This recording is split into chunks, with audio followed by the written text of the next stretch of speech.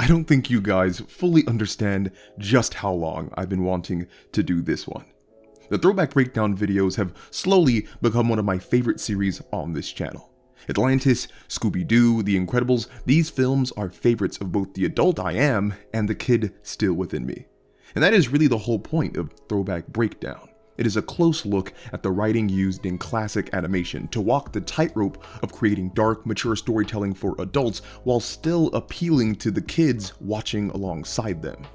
As a longtime editor for scripts and novels, I get inordinately excited to take a look under the hood of my favorite stories so that I and anyone else watching may get a better understanding of the writing that impacts us so deeply.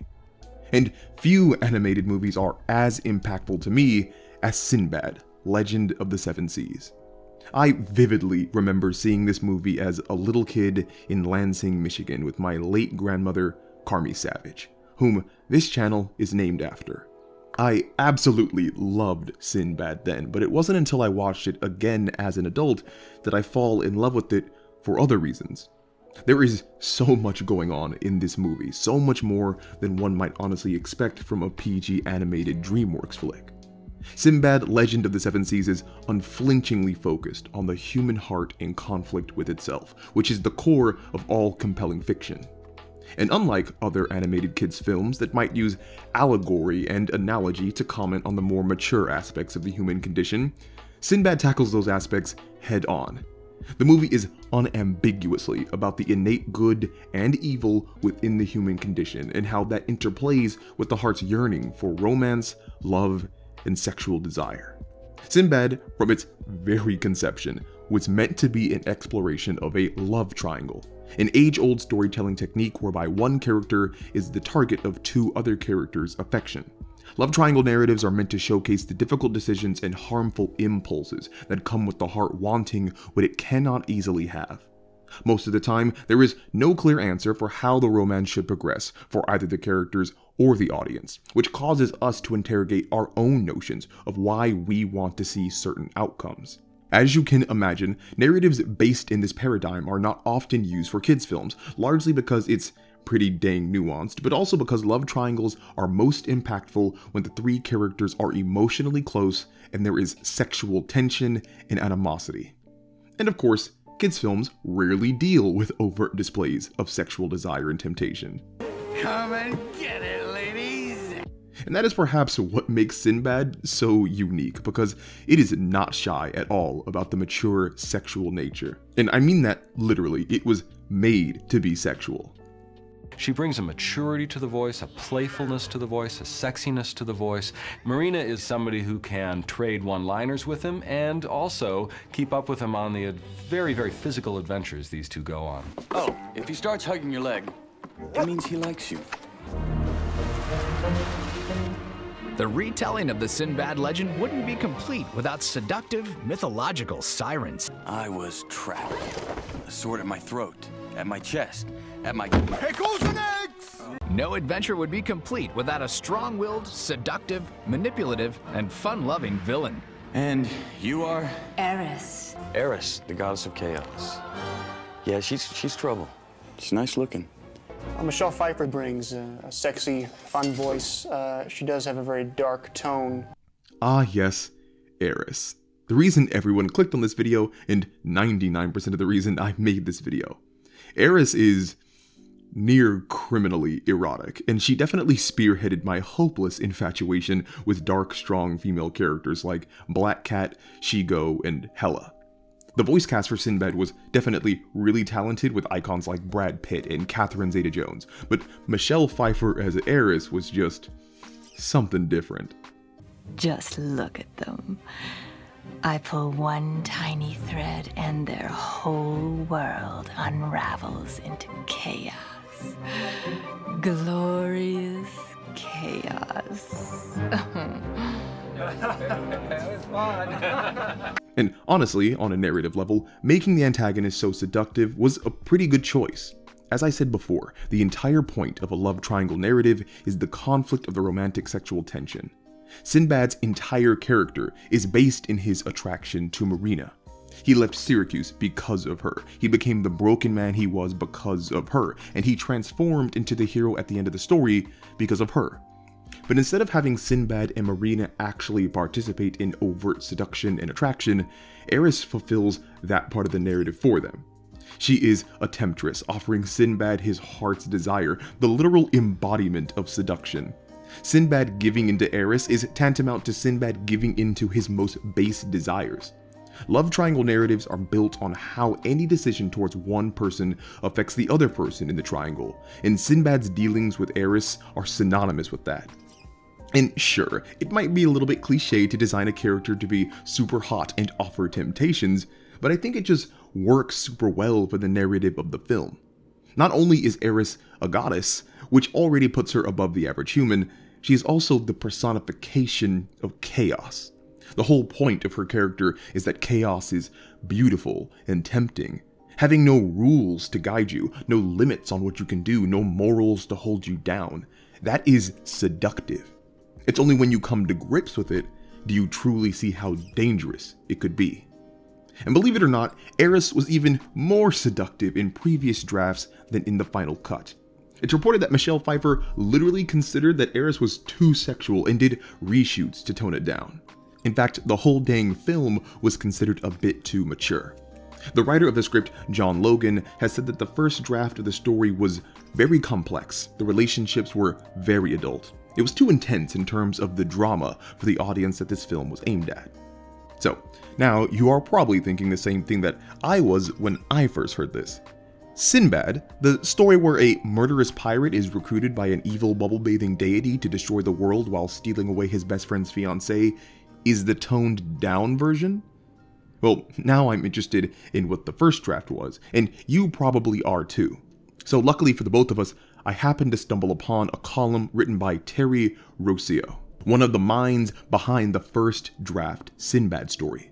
Within the article, he explains point by point the initial story that was supposed to be told, as well as how Sinbad as a movie came to be in the first place. Let's go all the way back to the magical year of 1992. A man named Todd Elliott and his friend, Terry Rossio, were having a grand old time, mainly because they just had relatively minor success adapting some niche Middle Eastern stories into a full-length Hollywood film. It was a project focused on the Arabian Nights tale. You might have heard of it, a little movie called Aladdin. Now, all jokes aside, that movie was a monumental success, which means writers Ted Elliott and Terry Rossio became monumental successes themselves. And if there is one thing about success, it's that it wants to continue to succeed. So the two men went right back to the drawing board and dove into the Arabian Nights tales again to focus on another story, Sinbad the Sailor. But Sinbad isn't just one story. There are many different Sinbad tales from many different cultures. So what Todd Elliott and Terry Rossio did to give themselves a guiding light was to intertwine elements from another ancient story they were interested in, Damon and Pythias. It's a Greek legend, and it's meant to narratively illustrate the Pythagorean ideal of friendship. Within, Pythias is accused of and charged with plotting against the king of Syracuse. Pythias requests of the king to be allowed to settle his affairs. The king agrees on the condition that his friend Damon be held hostage, and should Pythias not return from settling his affairs, Damon be executed in his stead. When Pythias does return, the king, amazed by the love and trust in these two men, frees them both. Now, obviously, you can see how this inspired the events of the Sinbad movie we all know and love. But we aren't done yet, because Todd and Terry wanted to add a twist. Instead of just focusing on friendship, why not focus on the intersection of friendship and romance? And that is where the idea for the love triangle was born. Instead of just making the conflict about one bro returning to save the other, the story would be about two bros competing for the same woman while also having their lives at stake. As intriguing as this idea was, it would still take another 8 years for it to blossom. This is when we cue in John Logan. You might know him as one of the writers of Gladiator, and given that Gladiator uses its R rating to, let's say, the fullest, John Logan said that he wanted to transition to making a film that his kids could watch. Well, When he was approached by CEO of Dreamworks, Jeffrey Katzenberg, to create a script for an animated Sinbad story he had been sitting on, John Logan thought that would be the perfect project for his kids to watch. But when given the story treatment created by Ted Elliott and Terry Rossio, he didn't consider it to be kid-friendly at all. Here is the original draft that John was given. The gods Eris and Janus argue over whether man is inherently good or evil. Eris proposes a test and chooses the ne'er-do-well guard named Sinbad as her subject. In the city of Syracuse, Sinbad and Proteus, childhood friends, have grown up to take different paths. Sinbad is trouble-prone and lazy, while Proteus has become the captain of the guard. There is a tragedy in the city though. The king of Syracuse has taken ill and is near death. The beautiful ambassador Roxanne then arrives, bearing the magical Book of Fates.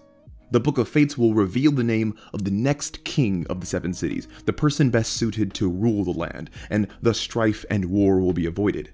Everyone assumes the Book of Fates will name Proteus the new king, as he is regarded by all as the finest man in Syracuse. Across the coming days, Proteus falls in love with Roxanne, and with the help of Sinbad, wins over Roxanne, causing Roxanne to eventually admit that she loves Proteus too. But that same night, the Book of Fates is stolen, and all the evidence points to the scoundrel Sinbad. We know it's actually the goddess Eris who stole the book and framed Sinbad as part of her test to prove he is not a good man though. Sinbad maintains his innocence. Only one person in the city believes him, and it's his boyhood friend Proteus. Sinbad is convicted and sentenced to death, but Proteus steps forward and claims the right of substitution. Proteus will take Sinbad's place in jail so Sinbad can sail to Tartarus, confront Eris, retrieve the stolen book, and thus prove his innocence. If Sinbad doesn't return in time, Proteus will be put to death in Sinbad's place. Roxanne is appalled with the turn of events. While she admires Proteus' show of faith, she does not trust the unsavory Sinbad character at all. She fears Sinbad will simply sail off and never come back. Proteus will be executed, leaving the city without a king. Her dream is to be at his side while he rules the city. So Sinbad sets off on the quest to clear his name, and a day out to sea, discovers Roxanne has stowed away on his ship. Roxanne vows to keep Sinbad to his bargain. Either he recovers the Book of Fates, or he returns to Syracuse to be executed. She will not let Proteus die in his place. In the course of the journey, Sinbad and Roxanne work together, depend on each other, admire each other, and fall in love, though they refuse to admit it. After all, Roxanne has already declared her love for Proteus, and Proteus is Sinbad's best friend willing to die in his place. There's no way they can be in love, but as they survive each adventure, there's no way they can't. Sinbad and Roxanne reach Tartarus, where Eris offers a deal. She will give Sinbad the Book of Fates if he will truthfully answer a series of questions. Sinbad agrees. He answers several correctly and makes it to the final question. Eris asks, "Sinbad, are you in love with Roxanne?" Sinbad can't admit the truth and confirm their love for each other and thus betray his friend, but he can't lie either. He struggles, finally giving his answer that he wishes was true. No. All hell breaks loose thereafter, and Sinbad and Roxanne are tossed out of Tartarus without the Book of Fates.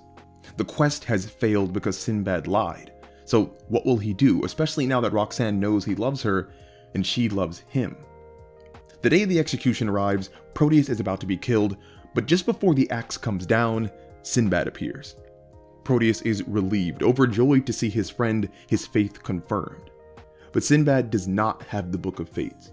He must face his punishment. He takes his place before the executioner, but suddenly, in a deus ex machina ending worthy of Greek myth, the god Janus appears. Eris has lost her bet, as Sinbad has proven that he is indeed a good man.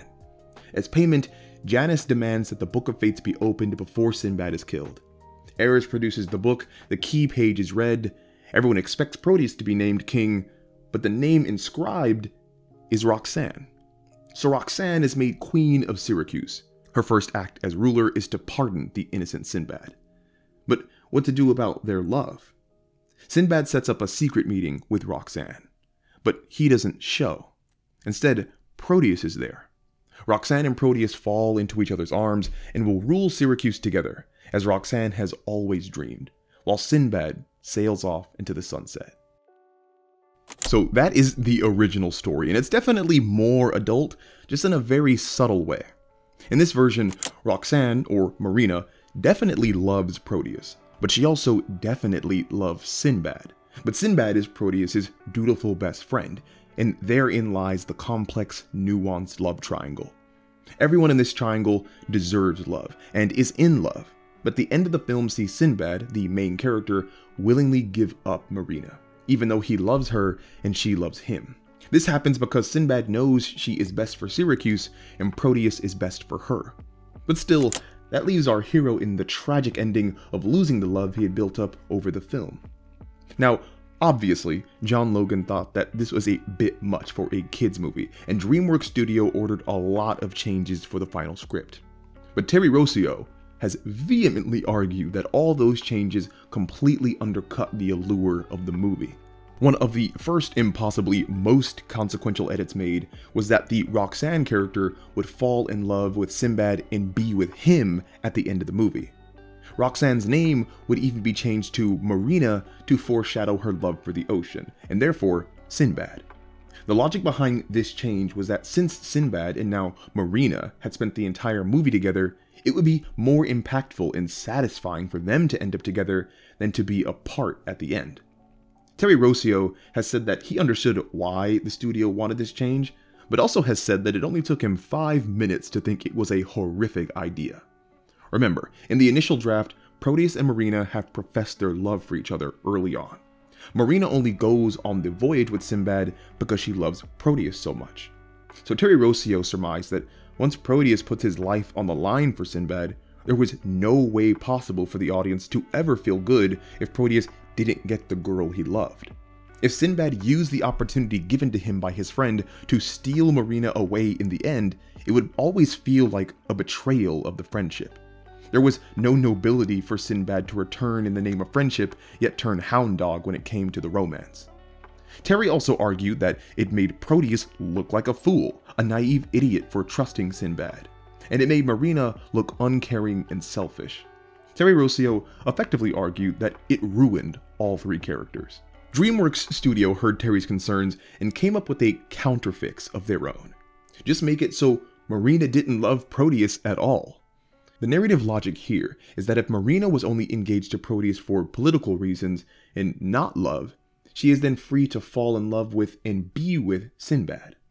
And this change, specifically, is where Terry Rossio thought the movie had truly lost its way. He argued that by removing Marina's initial love to Proteus, it completely destroys the love triangle concept that the film was conceived on. And for all you writers out there, I just want to make sure I impress upon you how passionate Terry Rossio was about his distaste for this. He wrote a memo to DreamWorks quantifying the love triangles in narratives and how the newly edited Sinbad was objectively bad. Yes, I'm very serious. To simplify a very complicated write-up, Terry argued that a love triangle is given power by the drama that connects each person within the triangle. To understand this drama objectively, it would be rated 1 through 10, 1 being low drama and 10 being high drama. Since there are 3 characters in a love triangle, the max score would be 30, 10 for each character relationship. Now, in the original story, Terry argued that the dramatic value was at a peak 30. Proteus's dramatic tension with Marina was a 10, because they had both loved each other, and if Marina could not succeed on her mission, Proteus would die. Terry also said that Proteus and Sinbad's dramatic tension was a 10, because they were childhood friends who both loved the same woman, on top of Proteus's life hanging in the balance of Sinbad's actions. And finally, Terry rated Sinbad and Marina's dramatic tension as a 10, because they risked their lives together on this mission and fell in love with each other even though they were both meant to be loyal to Proteus. Like I said, 30 for the whole shebang. Conversely, here is how Terry rated the edited version. Sinbad and Proteus remains a 10 because they are still childhood friends and Proteus's life is still in Sinbad's hands. Very dramatic. Sinbad and Marina remain a 10 because they risk their lives on the journey and fall in love even though Marina is engaged. Very dramatic. But Terry rates Marina and Proteus's relationship as a 4. The logic here is that since Marina is edited to not really love Proteus, their dramatic tension is severely weakened because the relationship isn't that strong. In summation, Terry argued in his memo that his original version has objectively more drama, has more unexpected outcomes for the characters, and is truest to the original Damon and Pythia's tale by not violating the vows of friendship. And just to really twist the knife in, Terry closes the memo by saying that he can't think of any effective counterargument to this logic. Which is funny because I think he's just wrong about, like, everything. Now, first of all, far be it from me to disagree with the literal author of the story and a major Hollywood player. Terry Rossio is definitely skilled and experienced and has been constructing narratives longer than I've been alive. Like any author, he is the expert of his own work and knows more about it than anyone else, including me. But also, this is kind of my job. I edit scripts and novels when authors cannot see the mistakes themselves. And I gotta tell you, I think Dreamworks and John Logan were completely justified in their changes. First, let's tackle the elephant in the room, Marina. Terry Rossio argues that her being in love with Proteus at the beginning is essential to the story, as it creates a very dramatic relationship and fosters that tense ending where the love triangle comes to a head, leading Sinbad to give Marina away to Proteus. Now for me, this is a huge problem from a storytelling perspective for a number of reasons, the largest of which being it invalidates all of Marina's emotions. In Terry's original Sinbad story, Marina comes to Syracuse bearing the Book of Fates and falls in love with Proteus. Keep in mind, this romance between her and Proteus blossoms in a short time, but hey, nothing wrong with that, love has no timetable. Where the issues arise is when she travels with Sinbad and falls in love with him too. In Terry's original story, Marina isn't just attracted or infatuated with Sinbad. She is actually in love with him, and we know this objectively because the original Book of Fates scene asking about love confirms it. Marina falling in love with one man quickly is a bit cliche and storybook, but it's fine. Marina falling in love with another man just a few days later makes her love kinda invalid. How is an audience supposed to be invested in a love triangle when the love is so flimsy? If Marina could fall in love so easily with Sinbad, did she ever truly love Proteus? If she could so easily return to Proteus, did she ever really love Sinbad? The crux of this complication is that Marina's love seems absolutely empty, more like infatuation or just straight up emotional immaturity. Terry Rossio treats this woman's emotions quite literally as a plot device, meant to enhance the drama of the love triangle narrative while seemingly ignoring the fact that actual love is not so easily transferable. Like, at this point, it doesn't matter who Marina ends up with, Sinbad or Proteus, because an audience won't feel like Marina's love is genuine either way. And that leads to another point that I do want to be very clear about. I am not calling Terry Rossio a sexist. I am not calling him a misogynist. I think that the Roxanne/Marina that he made is a very interesting, strong-willed female character. However, I do think that his original climax uses a very old trope of treating a female character as a hapless prize for a male character's good actions. Many times through his write-ups and memos, Terry talks about getting the girl.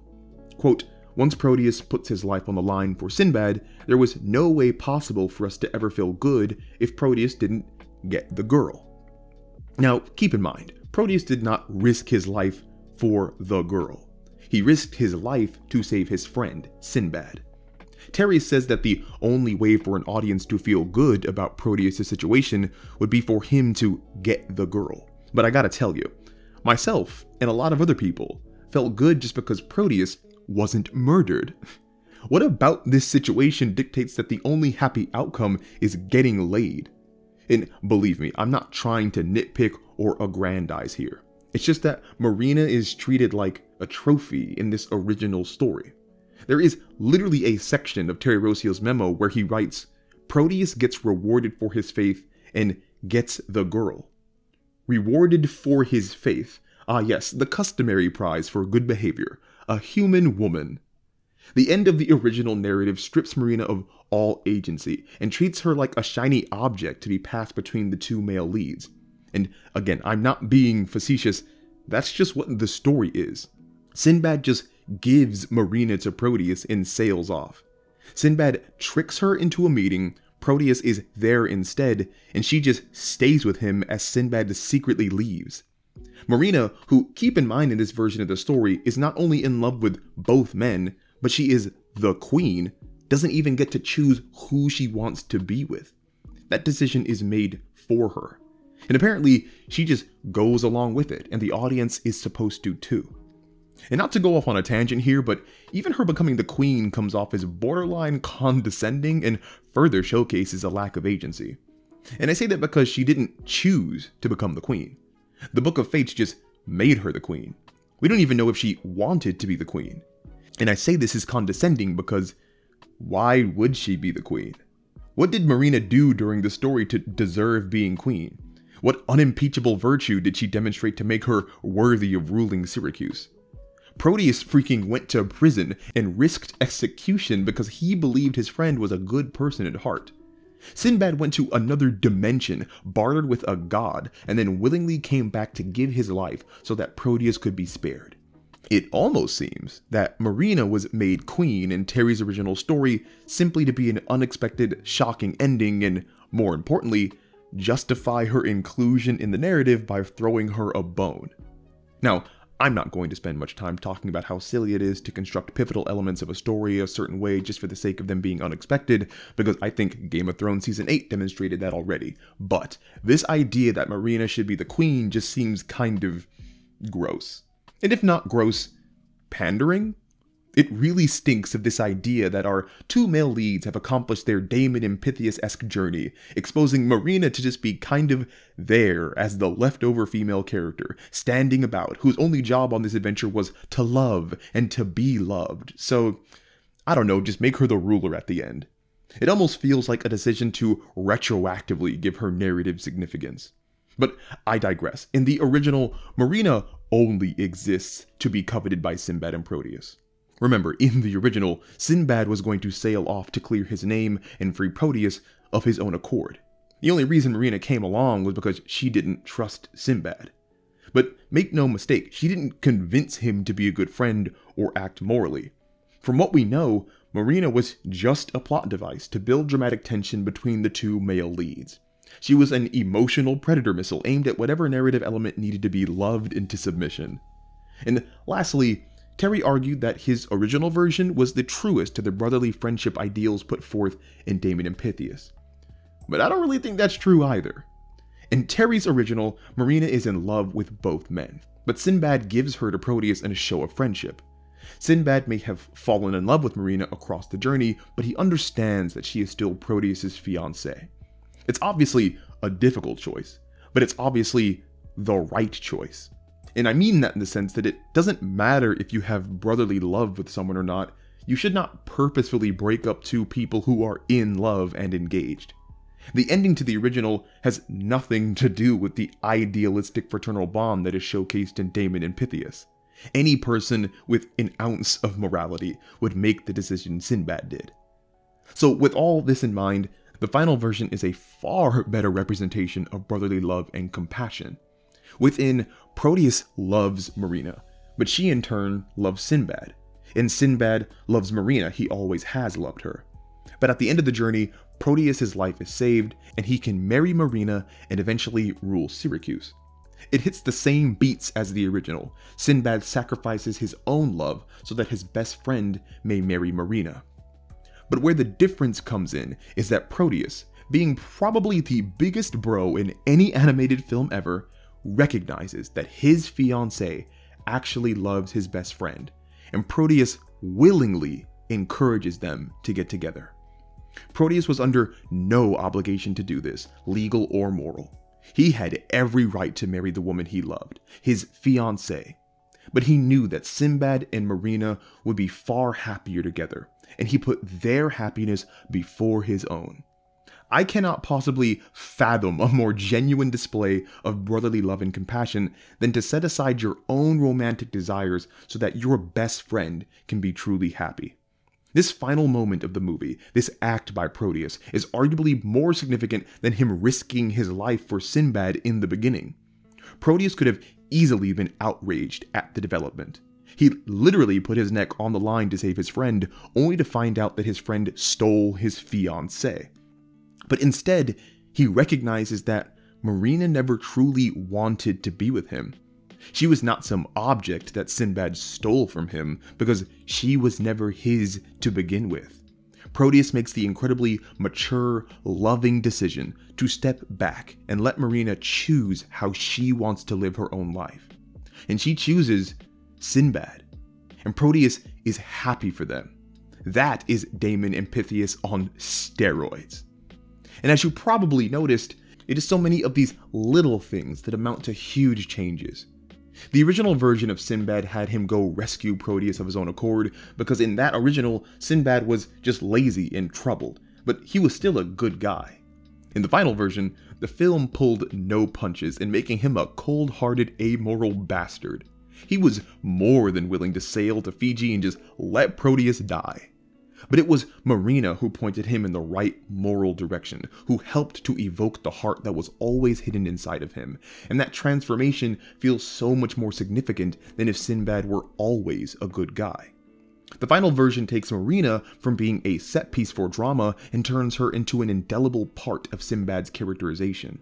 She was the reason he fled Syracuse. Sinbad loved her from the moment she stepped foot into the city when he was a teenager, and he could not bear to watch her with Proteus. He closed himself off emotionally, becoming a pirate and a thief because of the pain his unrequited love caused him. And this one little change completely ramps up the drama of the whole movie. When you realize that Sinbad has always loved Marina and still loves Marina, and fled his home just so he didn't have to see her with Proteus, it makes his resolve to complete his mission so much more impactful. Sinbad knows that if he succeeds in saving Proteus, he is all but guaranteeing that Proteus and Marina will spend the rest of their lives together. The one thing he wanted most to avoid, he has now become the architect of. And he does it anyway, because he not only loves Marina, he loves Proteus. And in the final version, Marina is not simply handed off and left behind. She chooses to go with Sinbad. It's her own choice, her own volition, and it's that choice that solidifies the genuine nature of her love. Where the original Marina loved two men but got to pick neither, this Marina loves one man with her whole heart and chooses to be with him. And in truth, I think that the final version is significantly better and more functional than the original draft. And I also think Terry Rossio's insistence on his version being better is emblematic of how many writers might feel during the creative process. The stories that we come up with in Foster, they're our babies. Terry Rossio spent 8 years sitting on this story, waiting for that narrative that he loved and created to reach the big screen. So it's only natural that when that time finally came, he pushed back against changes to his baby. Now, believe me, I'm not trying to write off Terry Rossio as some emotional hack who writes with his heart instead of his brain. The man has serious talent. Like, please, after this video, check out the fiction he has written for. But what I am saying is that sometimes writers get so close to the trees they planted that they can't see the forest. The original Sinbad was most certainly the story Terry felt was most entertaining, but it might not have been the version of the story that was best constructed. And that is a hard pill for a writer to swallow. Think about your own work and consider how protective or defensive you might get when others try to change it. The story of Sinbad's creation is a great example of the passion that a writer has and the lengths they will go to protect their vision. But it also exemplifies that sometimes others can contribute and enhance our own work in a way that we never could. With all that being said, I do disagree with Terry Rossio on pretty much everything that he outlined, but I am also man enough to say that I just could be plain wrong. Terry was adamant before the film's release that the changes made had ruined the story and effectively doomed the film to fail. Dreamworks, while appreciating his concern, went forward with the final version that we all know. And Terry Rossio, I guess in a bittersweet way, was vindicated because Sinbad and the Legend of the Seven Seas bombed at the box office, losing Dreamworks $125 million. After the film's release, Terry commented about the poor box office numbers, saying that nobody cared about the Sinbad movie because of how the characters and their journeys had been changed from his original concept. Not only did few people see the film, critics straight up didn't like it. It has a 45% on Rotten Tomatoes and a 45 out of 100 on Metacritic. The film was so poorly received that it fundamentally shook Dreamworks CEO Jeffrey Katzenberg's faith in storytelling. In discussing the film's reception, he said, "I think the idea of a traditional story being told using traditional animation is likely a thing of the past." Now, I understand Katzenberg's feelings in that moment. I have put out videos that I thought would be surefire hits only to see them flop. But sometimes what's most important to understand is context. Because with Sinbad, I think the numbers don't tell the whole story. First of all, while it is completely true Sinbad definitely did not make a ton of money, I don't know if that can necessarily be attributed to the storytelling choices made. Why do I say that? Well, it's because that Sinbad, a movie about a smart aleck, charismatic, adventure-seeking pirate in a love triangle, came out literally 1 week apart from Pirates of the Caribbean.